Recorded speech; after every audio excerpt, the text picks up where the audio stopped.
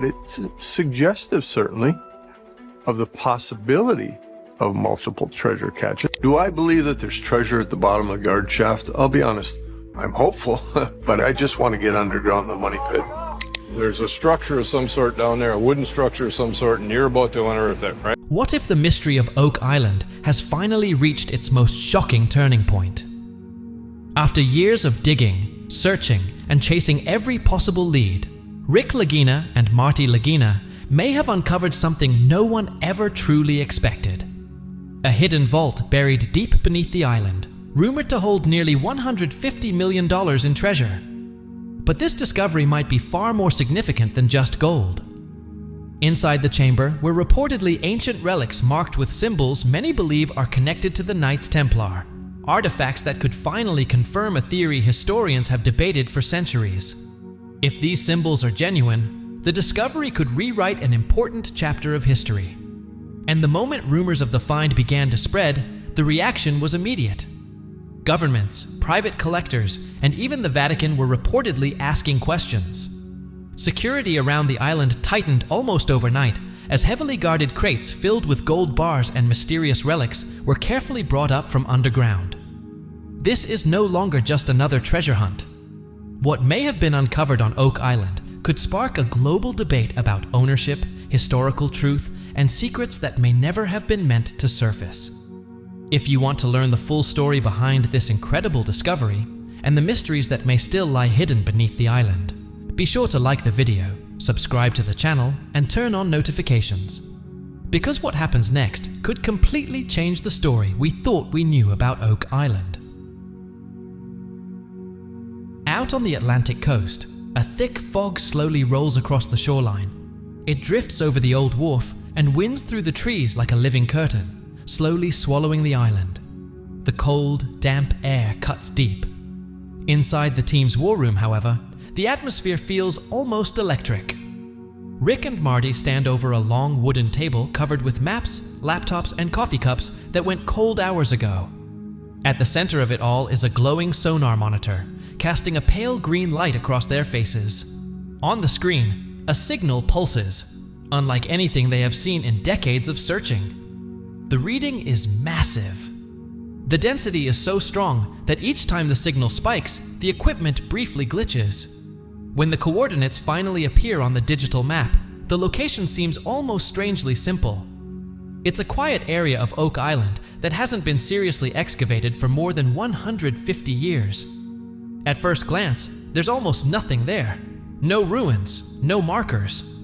Just a single weathered cedar post, faded silver with age, leaning slightly as if it has been standing guard for centuries. Marty studies the data closely, his expression growing serious.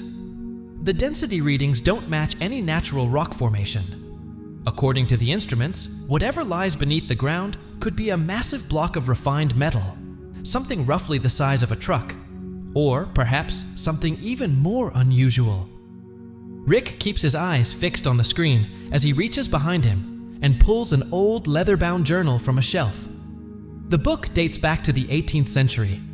Its spine is cracked and the pages are fragile with age. He flips to a worn page marked by a faded ribbon. Written there in almost vanished ink is a passage from 1795 describing the burial of something referred to as the Son of Solomon, hidden where the veins of the sea run beneath the earth. Rick reads the entry aloud in a quiet voice. The room goes silent. The description matches almost perfectly with the location of the anomaly, right beside one of Oak Island's ancient flood tunnel branches. These are the same engineered tunnels designed to flood the area and trap anyone who attempted to dig too deep. The engineering team has already warned them about the risks. Drilling in this location could destabilize the underground system. The result could be a collapse, sudden flooding, lost equipment, or worse. But the brothers don't hesitate. Discoveries like this are exactly why they have spent decades searching. Moments like this don't come twice. The decision is made. This will be the next dig site.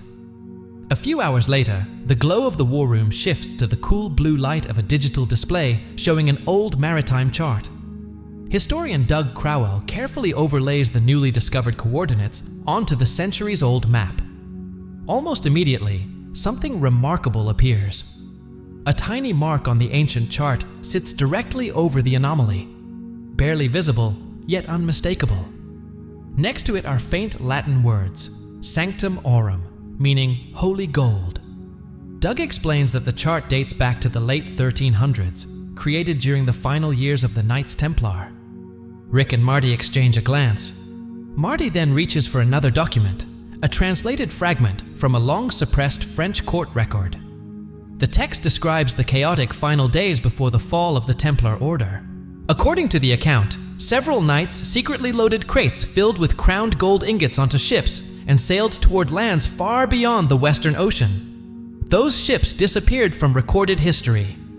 But modern ocean current models suggest that with the right winds, vessels from that era could have crossed the Atlantic and reached Nova Scotia in less than 3 weeks.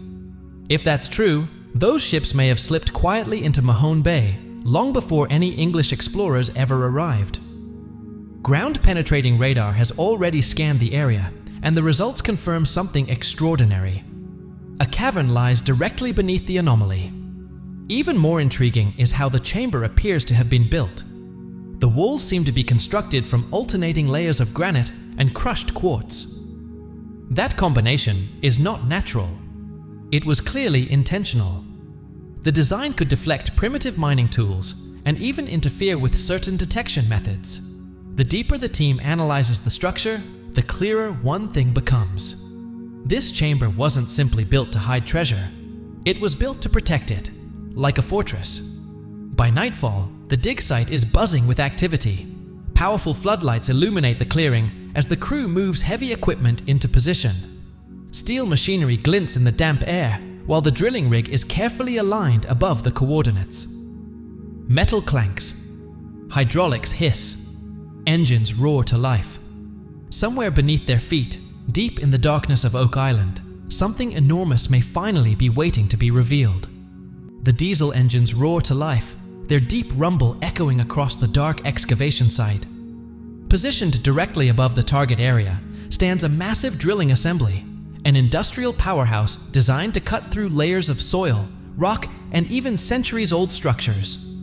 Slowly, with steady and unstoppable force, the drill begins its descent.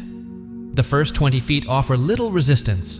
Damp peat and tightly packed soil crumble away as the spinning drill bit chews through layers of organic material that have built up over centuries. But around 35 feet down, the sound suddenly changes. The sharp grinding noise softens into a heavier, dragging churn. The drill has reached something different. A thick layer of dense blue-gray clay. Rick Lagina steps forward immediately. The material is instantly recognizable. Years earlier, the same unusual clay had been discovered in the legendary Money Pit on Oak Island. But the strange part is that this clay doesn't naturally exist on the island. Geological tests had already confirmed that it originated far inland. At some point in the distant past, it was deliberately transported here and tightly packed underground to create a watertight barrier. Whoever built this layer wasn't simply digging randomly. They engineered it. Moving and placing that much clay would have required enormous manpower, careful planning, and advanced knowledge of underground sealing techniques, far beyond what early settlers in the region were believed to possess. For colonists in the 18th century, such a project would have been nearly impossible. However, for the powerful medieval order known as the Knights Templar, an organization with fleets of ships, vast wealth, and sophisticated engineering knowledge, the idea suddenly seems far more believable. The drill continues grinding deeper into the clay, sending vibrations up through the steel rig. Moments later, the drilling slurry begins flowing back up through the return line. A muddy stream of water and pulverized earth spills into the collection channel, glistening under the intense white floodlights surrounding the site. Then someone notices something unusual. A faint shimmer. Tiny flecks swirl through the muddy liquid, brief flashes of gold catching the light each time the pump cycles. Marty Lagina leans closer, watching carefully, his eyes narrowing. This isn't gold ore. Raw ore would appear dull and embedded in rock. These particles are bright, metallic, and refined. Tiny fragments of shattered gold. Excitement spreads instantly across the site, but along with it comes a growing sense of tension. Then something even stranger happens. The returning slurry begins to bubble. Not violently, not randomly. The bubbles rise slowly and rhythmically, almost like a measured breath. No one on the team has ever seen anything quite like it. It doesn't resemble a normal pressure release or a trapped pocket of air. Instead, the movement feels almost controlled, a steady pulse rising from somewhere deep below the surface. Rick glances across the platform toward Marty as the gold-flecked slurry churns between them. Neither of them speaks, but the same thought hangs silently in the air. Whatever lies buried beneath Oak Island may have just reacted to their intrusion. A few minutes later, the winch groans under strain as the newest core sample is pulled slowly to the surface. Mud and water drip from the long steel tube as the crew carefully guides it onto the platform. Inside the core, something glints. Not a loose fragment, but a smooth, worked surface. The team carefully removes the object from the mud and seals it inside a padded container. Even before any measurements are taken, the weight alone makes one thing obvious. This is no ordinary piece of debris. Hours later, under the bright, sterile lights of the field laboratory, the object rests in a protective tray. Gold dust still sparkles on nearby equipment, while the artifact itself glows softly beneath the lamps. It is a gilded panel. At its center is a perfectly engraved cross pate, reflecting the light like a signal from another era. The edges of the panel are bent and scarred, likely shaped by the immense pressure of centuries underground. Yet the face of the artifact remains almost flawless, untouched by corrosion, as if time itself never reached it. The lab technicians work quietly, barely speaking. When the first purity reading appears on the monitor, the room falls completely silent. 99.9% gold. The metallurgical analysis shows something even more remarkable. The composition closely matches the type of gold used in coins minted under the Portuguese crown during the early 1300s, an era closely connected to the final years of the Knights Templar. This isn't just treasure, it's historical evidence. Marty studies the screen carefully. The engraved cross isn't a random decoration. It is precise and deliberate, identical to ceremonial carvings found in limestone tombs at the Convent of Christ in Tamar, the legendary stronghold where the Templars once sought refuge. The proportions match. The carving style matches. Even the subtle imperfections in the engraved lines are the same. It's as if this panel was once part of a sacred Templar reliquary, later transported across the Atlantic and buried deep beneath Oak Island. The silence in the lab is suddenly broken when static crackles through the site radio. Marty calmly relays the discovery to the drilling crew outside, and that's when it happens. A deep, resonating groan rises from somewhere beneath the platform. The sound vibrates through the bedrock under their feet, low, powerful, and impossible to ignore. For a brief moment, it almost sounds as if the earth itself is shifting in response. At first, the tremor is subtle, just enough to make small pieces of gravel tremble on the ground. But slowly, it grows stronger. A faint vibration travels upward through the steel platform and into the crew's legs. Rick Lagina freezes in place, his expression tightening. He has read about something like this before. Years earlier, he had studied a fragment of writing known as the Sheenan Parchment, believed to be one of the last documents connected to the Knights Templar and later authenticated by the Vatican. One particular line from that text had stayed in his mind ever since. The vault shall answer intrusion as the horn answers the hunter. At the time, it sounded poetic, almost symbolic. Standing there now, under the dim glow of the drilling site lights, it feels more like a warning. If the chamber beneath Oak Island was truly designed as a defensive system, their drilling may have just triggered it. The reaction above ground is immediate. Pressure gauges on the drilling rig begin jumping wildly. Warning alarms chirp as readings surge beyond normal limits. Seconds later, a violent rush of water erupts upward through the borehole, blasting out from an unseen tunnel deep beneath the surface. The torrent roars from the ground before finally beginning to slow. When the flow subsides enough for the recovery claw to operate again, the crew lowers it carefully into the borehole. Moments later, they pull something unexpected from the muddy slurry: a solid gold bar. Across the surface of the gold bar was a stamped Crusader's cross, each arm extending outward into sharp points as though the mark had been pressed into the metal only recently. Just beneath the symbol ran a narrow band of engraved numbers, but they didn't look like a typical minting sequence. There was no clear pattern and no familiar format. Rick leaned in closer, gently tracing one of the characters with his fingertip. The arrangement seemed intentional, almost ceremonial. Even stranger, the bar felt warm in his hand, not simply from someone holding it. Later, laboratory equipment would confirm that the metal still carried residual heat, likely caused by the intense friction created as it was violently forced upward through the drilling shaft during extraction. Nearby, researcher Doug Crowell scanned the bar's surface with a portable spectrometer. The results flashed across the screen: nearly pure gold. But the scan revealed something else, hidden deep within the microscopic structure of the metal: trace residues of frankincense, myrrh, and aged olive oil. Those compounds were unmistakable. Technicians recognized the combination immediately. The chemical signature matched substances commonly found on sacred vessels used by medieval religious orders during ceremonial rituals. In other words, this gold bar might once have been something entirely different.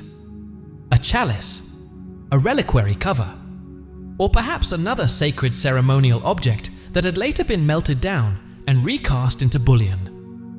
Rick stared at the heavy ingot for a long moment before speaking softly. "If this metal came from a Templar sanctuary," he said quietly, almost to himself, "then every bar down there could be the remains of something sacred. Relics melted down and turned into treasure." There was a sense of awe in his voice, but also unease. This wasn't just wealth. It was history reshaped, and according to the brief glimpses earlier captured by the downhole camera, this was only the beginning. The probe's next descent confirmed it. As the camera slowly drifted deeper into the dark chamber beneath the island, its light began revealing something astonishing. Rows of gold bars were stacked in almost perfect alignment. They stretched across the cavern like the spine of some massive mechanical structure. Between the stacks stood heavy chests bound with thick iron bands. Their hinges were rusted with age, but still intact. Scattered throughout the chamber were ornate reliquaries resting on carved stone pedestals. Small gilded shrines decorated with deep red rubies and delicate vine-like engravings. Marty Lagina watched the monitor carefully, his voice dropping to a quiet murmur. "Just the raw gold alone. That's easily $150 million, he said softly. He didn't finish the sentence, because the true value could be far greater.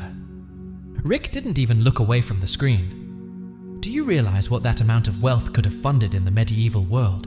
he said quietly. "Ships, expeditions, even entire settlements, all long before explorers like Christopher Columbus ever crossed the Atlantic." For a moment, the two brothers exchanged a glance. If the treasure truly dated back to the era of the Knights Templar, the implications could be enormous. The camera continued moving through the chamber. Then it revealed something even more remarkable. Carved into the far wall was a recessed niche holding 2 stone tablets. Their surfaces were covered in tightly packed Latin inscriptions that spiraled outward into complex geometric patterns. The designs resembled the sacred geometry often seen in medieval cathedrals and in secret philosophical traditions connected to religious orders of the time. A few seconds later, the camera light illuminated something else. Inside a weathered cedar box lined with decaying velvet rested a jeweled chalice. Its surface glittered with carefully placed gemstones, arranged in a pattern Rick immediately recognized from a 14th century illustration connected to Bernard of Clairvaux. The illustration depicted a legendary relic believed to have disappeared when the Templar fleet escaped from La Rochelle centuries ago. The entire room fell silent. Next to the cedar box, leaning against an old chest, lay a long, ornate sword. Silver inlays decorated the pommel, while the crossguard carried a series of interlocking circular engravings. Running down the center groove of the blade were two clearly visible Latin words, Deus Vult, the ancient battle cry of the Crusaders. Even after hundreds of years, the inscription remained sharp and unmistakable. Doug was the first to break the silence. "The gold might not even be the real treasure," he said slowly. "It could simply be protection. The bait meant to satisfy looters, while the truly important artifacts stayed hidden." Rick took a quiet breath before responding. "We're not just uncovering treasure," he said. "We're uncovering history itself." In that moment, the meaning of the discovery began to shift. The gold was valuable. There was no doubt about that. But the story behind it, the possibility of proving a forgotten chapter of history, carried a weight far greater than any stack of metal. And as the recovery claw slowly rose from the dark shaft beneath Oak Island, it felt as if that truth was rising with it, pushing upward through the soil and into the night. For centuries, the island had protected its secret. Now, at last, that secret was beginning to surface. Far beyond the island, away from the bright work lights and the noise of the drilling rigs, something else seemed to be stirring. Powerful searchlights swept slowly across Oak Island like silent sentinels, their beams cutting through the misty Atlantic night. The air felt tense and electric, as if the island itself sensed that something long buried had finally been disturbed.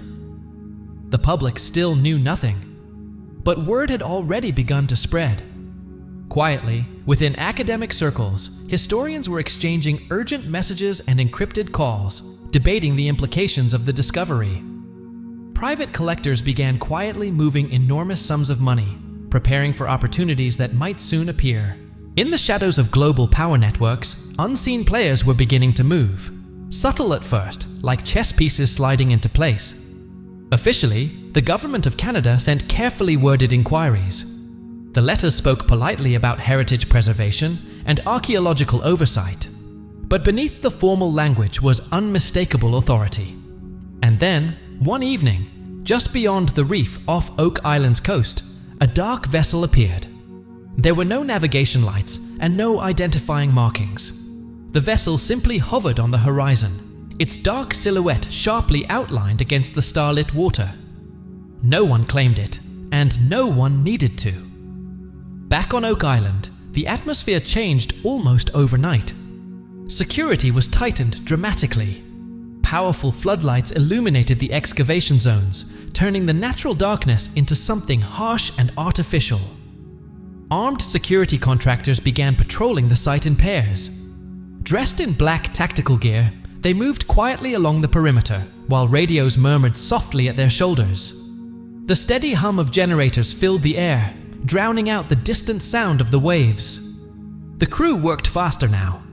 Part of it was excitement. Part of it was fear. Everyone understood that the gold alone was worth an incredible fortune. What they hadn't fully realized yet was that the discovery could also become a geopolitical flashpoint. Across the Atlantic, rumors began circulating. Unconfirmed reports suggested that representatives connected to the Vatican had quietly arrived in Halifax. Officially, they were there to examine historical archives. Unofficially, no one offered an explanation. Rick Lagina couldn't stop picturing the scene.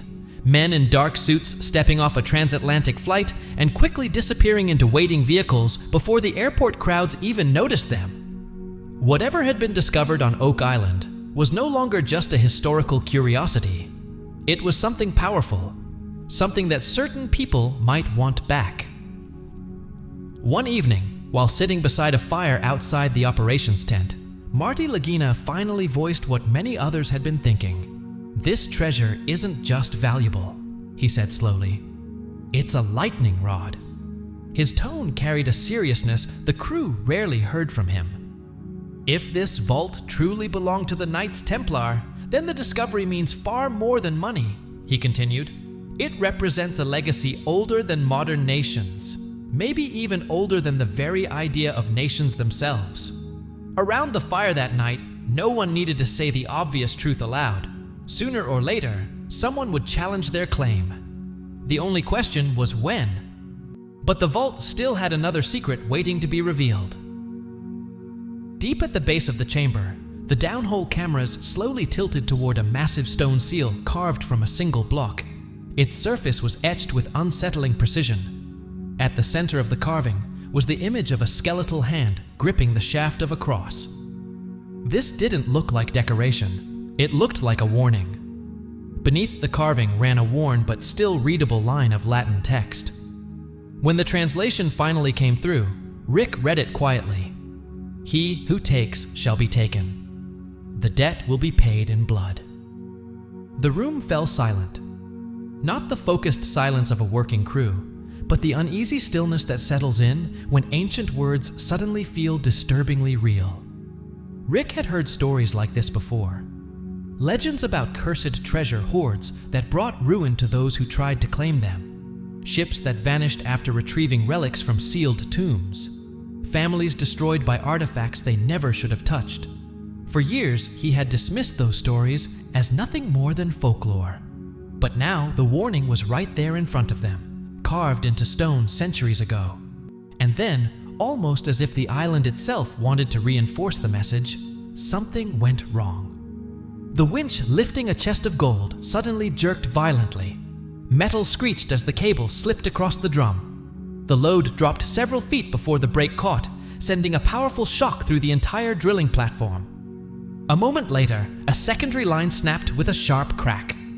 2 crew members leapt backward just in time as the broken cable whipped across the deck. For several seconds, no one moved. The chest was still intact. The crew was unharmed, but it had been close. Far too close. That night, the debate continued long past midnight. Inside the operations office, the core team gathered around a cluttered table beneath a single swaying bulb. Some argued they had already come too far to stop now. Superstition, they insisted, had no place in a scientific excavation. Others weren't so certain, especially those who had been standing on the platform when the cable snapped.